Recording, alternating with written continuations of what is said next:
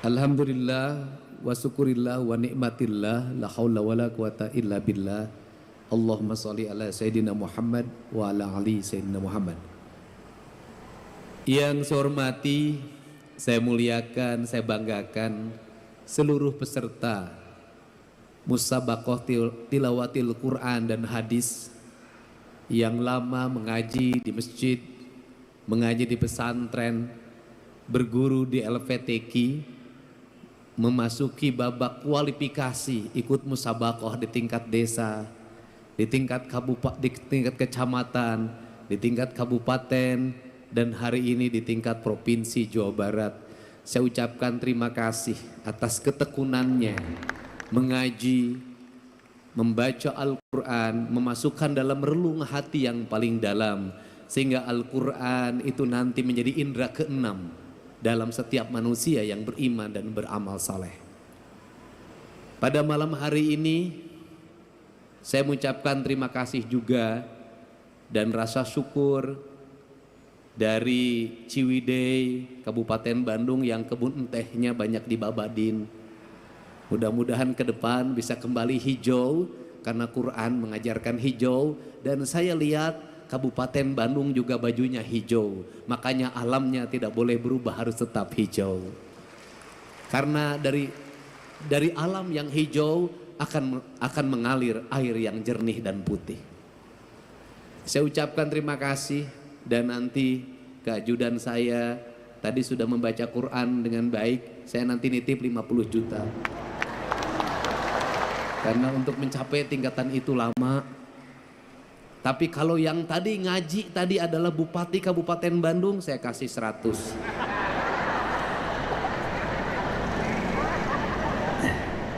Saya mengucapkan terima kasih juga pada Kang Maman Imanul Haq. Ini tokoh santri yang menjadi politisi yang tetap konsisten pada keislaman dan kesundaan yang saya tahu. Sehingga kalimat kesundaan mohon Pak Kemenag, Pak Kanwil, itu ketika saya wakil bupati dulu, ada dosen Universitas Pasundan bernama Hidayat Suryalaga. Dia menulis terjemah Al-Quran dalam rumpaka Sunda yang sudah disusun dalam bentuk mamaos, dan saya minta di tahun depan itu masuk menjadi salah satu cabang yang diperlombakan, yaitu mamaos dalam bahasa Sunda, tapi isi mamaosnya adalah terjemahan Al-Quran. Saya ucapkan terima kasih juga, karena kalau tidak saya sebut nanti saya dimarahin oleh Pak Bupati. Kang Asep Romli, anggota DPR RI juga, keluarga besar Bedas, tepuk tangan, saya ucapkan terima kasih.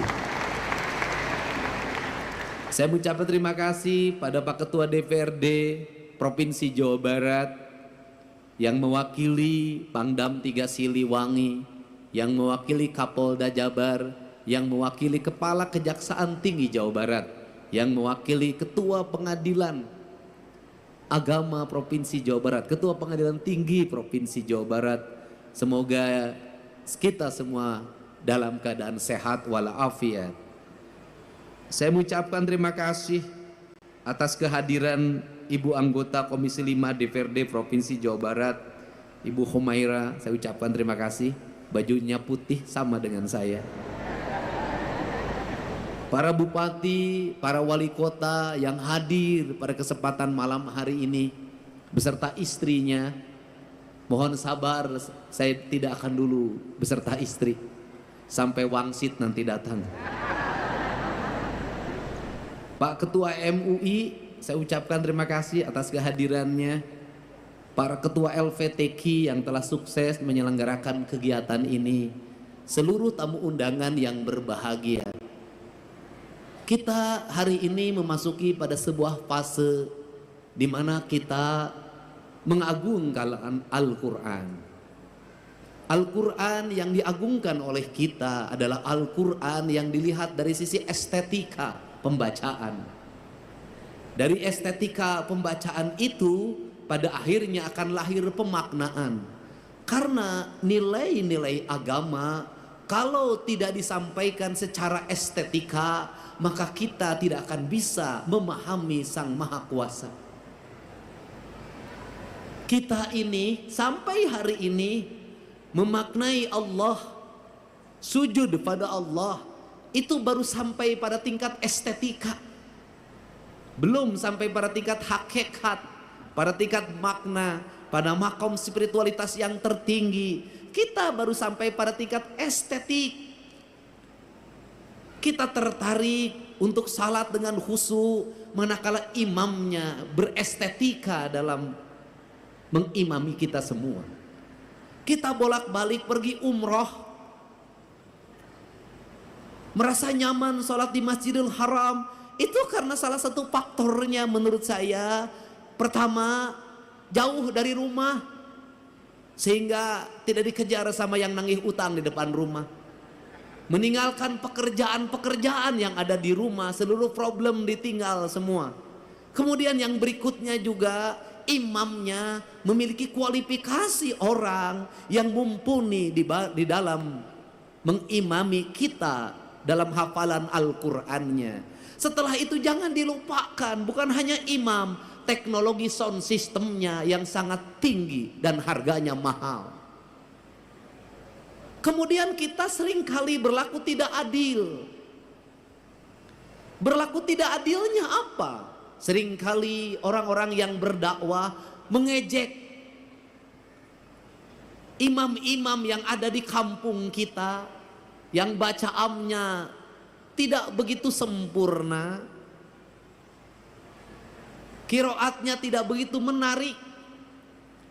Kemudian juga diperbandingkan dengan Masjidil Haram, tidak adil. Kenapa? Imam di kampung kita, satu, hidupnya bukan hidup dari mengimami.